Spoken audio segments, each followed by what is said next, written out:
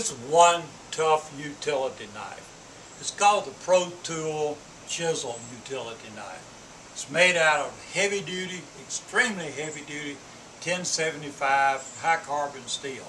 It's a full tang blade. It's got the handle slabs attached to it. The handles are made out of ash. Beautiful handles. You got a nub up here on top where you can strike it with a hammer.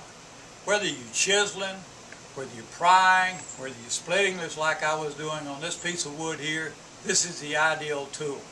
So if you want a tool that will do just about any heavy duty chiseling, prying, splitting, you'll want to be sure that you have the chisel utility knife in your truck, in your home shop, or in your camp.